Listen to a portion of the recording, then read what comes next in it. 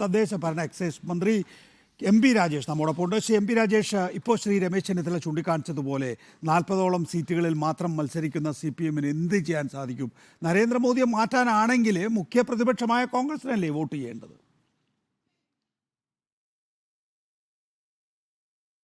കോൺഗ്രസിന് നിലവിലുള്ള പാർലമെന്റിലുള്ളത് 55 സീറ്റാണ് എന്നോർക്കണം. ചരിത്രത്തിൽ ഏറ്റവും കുറഞ്ഞ സീറ്റിലാണ് കോൺഗ്രസ് പാർട്ടി മത്സരിക്കുന്നത് എന്നും ഓർക്കണം. ഇന്ത്യയിലെ പ്രധാനപ്പെട്ട സംസ്ഥാനങ്ങളിലൊന്നും ഇന്ത്യ മുന്നണിയിലെ പ്രധാന കക്ഷിയല്ല കോൺഗ്രസ് എന്നതും മറക്കരുത്. ഇപ്പോൾ ബീഹാർ ഏറ്റവും കൂടുതൽ സീറ്റുള്ള സംസ്ഥാനങ്ങളിലൊന്നാണ്. UP കഴിഞ്ഞാൽ അവിടെ ഒരു ജൂനിയർ പാർട്ട്ണർ മാത്രമാണ് കോൺഗ്രസ്.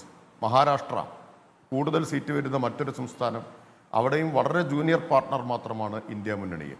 രണ്ട് സ്ഥലത്തും ഇന്ത്യ മുന്നണിയെ നയിക്കുന്നതും അത് കഴിഞ്ഞ് രണ്ടാമത്തെയും മൂന്നാമത്തെയും കക്ഷികളൊക്കെ വേറെയാണ്. നാലാമത്തെയോ അഞ്ചാമത്തെയോ കക്ഷിയായിട്ട് കോൺഗ്രസ് വരുന്നുള്ളൂ എന്നത് നമ്മൾ കാണണം. ഇനി കോൺഗ്രസ് പ്രധാന പ്രതിപക്ഷമായിട്ടുള്ള സംസ്ഥാനങ്ങളുടെ കാര്യമെടുക്കുക, BJP-യുമായിട്ട് നേരിട്ട് ഏറ്റുമുട്ടുന്നിടത്ത് അവിടെയാണ് ഏറ്റവും ആശങ്ക. ഇപ്പോൾ ഇന്ത്യ മുന്നണി എന്ന നിലയിൽ മുന്നണി ശക്തമായ സ്ഥലത്ത് തീർച്ചയായിട്ടും BJP-യെ പരാജയപ്പെടുത്താൻ കഴിയും. അതേസമയം ഗുജറാത്ത് നോക്കൂ. ഗുജറാത്തിൽ മത്സരം ആര് തമ്മിലാണ്? BJP-യും കോൺഗ്രസും തമ്മിലാണ്. ഇതുവരെയുള്ള അനുഭവം എന്താണെന്ന് വെച്ചാൽ ഈ മത്സരിച്ച് ജയിച്ചു വരുന്ന കോൺഗ്രസ്സുകാരെ BJP വിലയ്ക്ക് വാങ്ങുന്നു എന്നതാണ്. ഇപ്പോൾ ഗുജറാത്തിൽ ഒരു പുതിയ മാതൃക മുന്നോട്ട് വെക്കപ്പെട്ടിരിക്കുന്നു.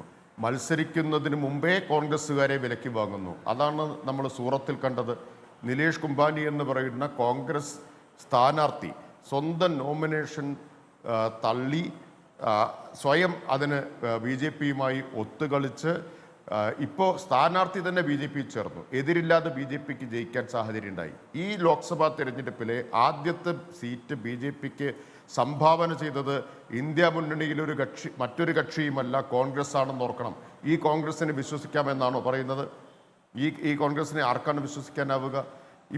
മധുരയിൽ, ഉത്തർപ്രദേശിലെ മധുരയിൽ കോൺഗ്രസിൻ്റെ സ്ഥാനാർത്ഥിയായിരുന്ന വിജേന്ദർ സിംഗ് രാത്രി രാഹുൽ ഗാന്ധിയുടെ ട്വീറ്റ് ഷെയർ ചെയ്തുകൊണ്ട് കിടന്നുറങ്ങി. രാവിലെ എഴുന്നേറ്റ് ട്വീറ്റ് ചെയ്തത് ഞാൻ BJP-യിൽ ചേരുന്നു എന്നാണ്. സ്ഥാനാർത്ഥി ഇല്ലാതായി.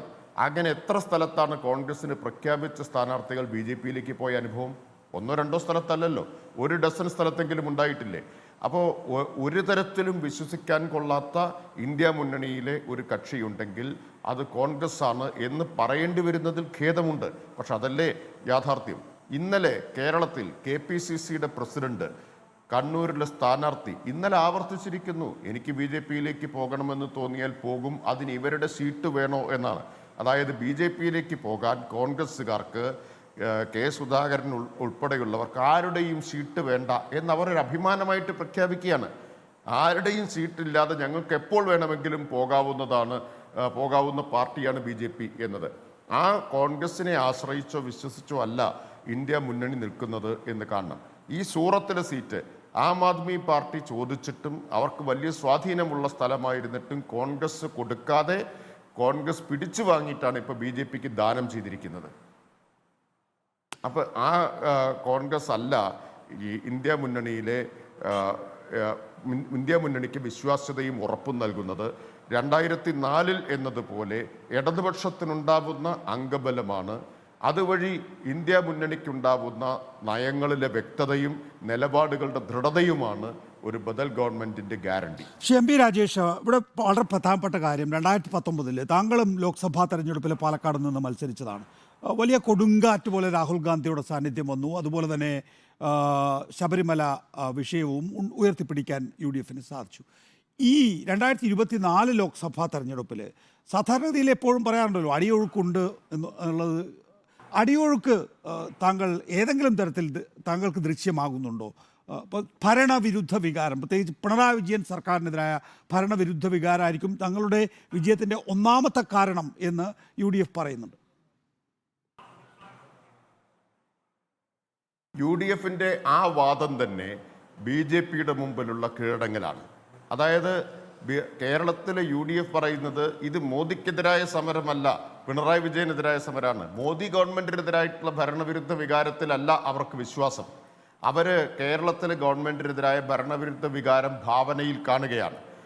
ഈ തെരഞ്ഞെടുപ്പിൽ ഉണ്ടാകാൻ പോകുന്ന അടിയൊഴുക്ക് 2004 സമാനമായിട്ടുള്ള അടിയൊഴുക്കാണ്. രണ്ട് തരത്തിൽ.